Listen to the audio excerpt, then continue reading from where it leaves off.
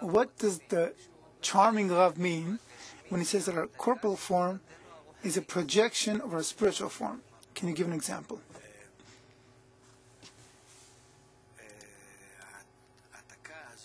This projection, perhaps it is not to our benefit. But what is the projection? Can you explain?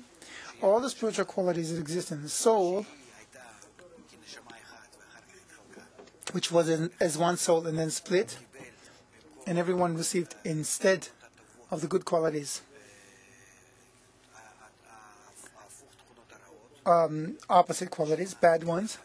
The soul broke, and instead of giving and loving others, doing good to others, to feel as one man, one heart as we were before, we declined, and we are now in unfounded hatred. We're just hateful of each other. Look at what's happening on the road and everywhere. Watch television. Look what's happening to us here in this country, in the government, among people every day. We feel so alienated to each other. So from that internal, as a result of our internal state, it projects to our external states. What does it mean, external states? Our behavior, our characters, our qualities, our characteristics. Perhaps I have a feeling she was referring to something else, to our physical form. What do you mean that our physical form is a projection of our spiritual form? And can you give an example? I have a feeling she's talking about the physiology. No, not at all. The body has nothing. Let's put it this way. You cannot look at someone's face and tell if he's corporal or a spiritual person. A person who, say, at 40, begins to study Kabbalah, in 5 years ago, he becomes a Kabbalist, and he feels the spiritual world, he's got contact with the Creator, he feels eternity and perfection to some extent. He's not completed his correction after 5 years, but you may feel, according to his behavior, that he's become maybe more intelligent, maybe he's become softer, maybe he's drawn to something beyond this life. But still, you fault according to your own defects. So you see in others what exists in you. So you don't see people different. If you take him to a doctor and he'll examine him, it'll be the same thing. His blood and everything will be the same thing. If we X-ray him now and you X-ray him 5 years ago, you see a person who's grown 5 years older. Or if you take a regular photograph, you'll see the same. I've met many Kabbalists in life. Today, they have all passed away. On the outside, you would never guess that they're anything special. When people say that he was something special, next to that person you feel, you're shivering. Who are you that you can feel the other's internal qualities? No one can feel it. That's why Kabbalists are completely ordinary people. And there are people next to you on the street, and you were probably close to them at one point in life, but you can't detect it. I want to ask about the person's body. We have our heads, eyes, noses, yes, the human physiology, the shape of our body. It's a projection of spirituality, a replication of it.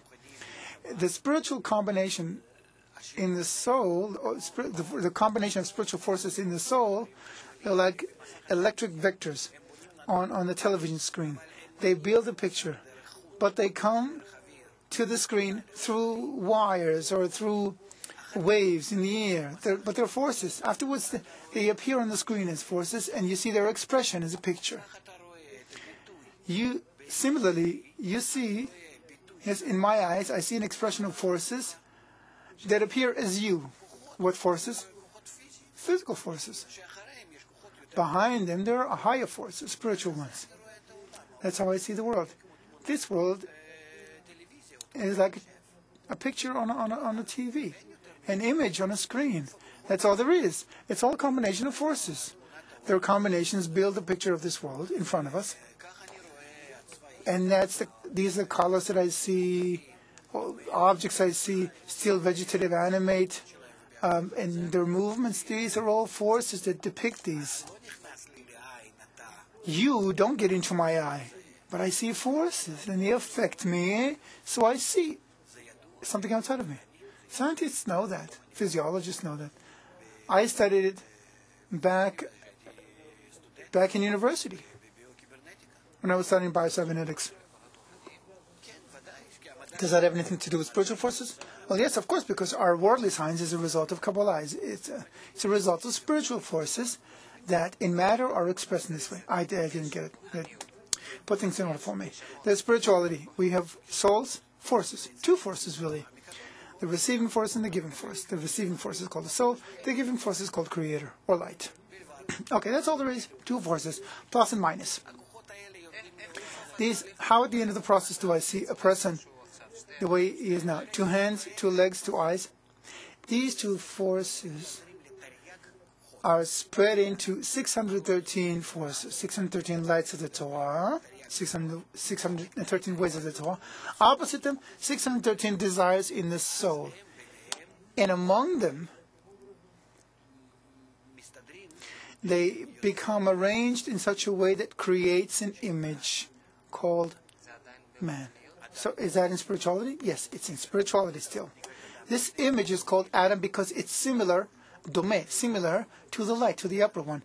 Adam comes from the word domeh, similar to the upper one. Does it have hands or legs? It doesn't have anything, but it's a combination of forces that afterwards, when they materialize from the spiritual world, the spiritual image, the combination of forces, when it descends to the physical level, at the physical level it builds from our matter, from the corporal matter, it builds a shape.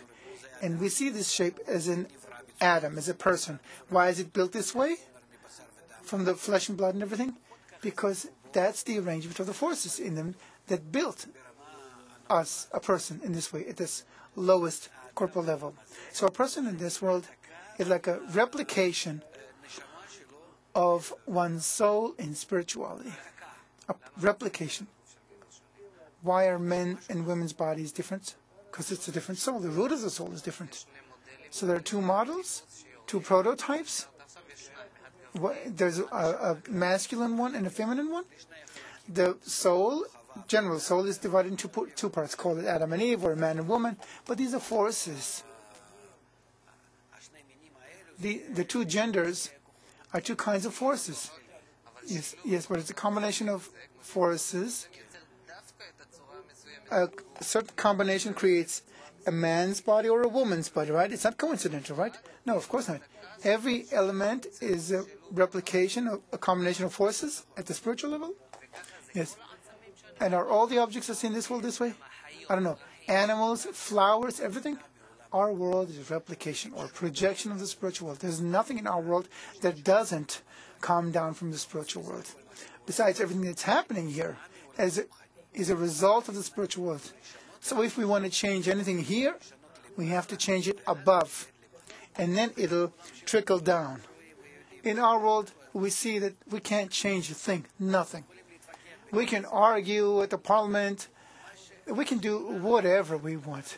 It's not going to change a bit. Our world is inanimate. Still, it's run entirely by forces that descend from above. And we, especially Jews, can affect the higher forces at the spiritual level to come down into this world and here materialize beneficially. Why are there people whose form is handsome and others whose form is not so handsome or even ugly? It's a question of social consent, social conventions. It's how we consider them. If we look at them superficially, that's completely the wrong way to look at people. You have to see people not the way they're built, not because you have a special appearance that way. You look at a black person, he thinks that you think this. You look at a Chinese person, he seems different to you. You have to look inside. When you look inside beyond the superficial, then you see the real person. Why is the superficial appearance like that? Because there are 70 roots to the 70 nations of the world. So these 70 nations are replicated in this world. But if you look at the right internality, the unique, beautiful internality of each person, then you will love every external appearance of every person, because you will see how they fit, internal and external, one to one, to create harmony.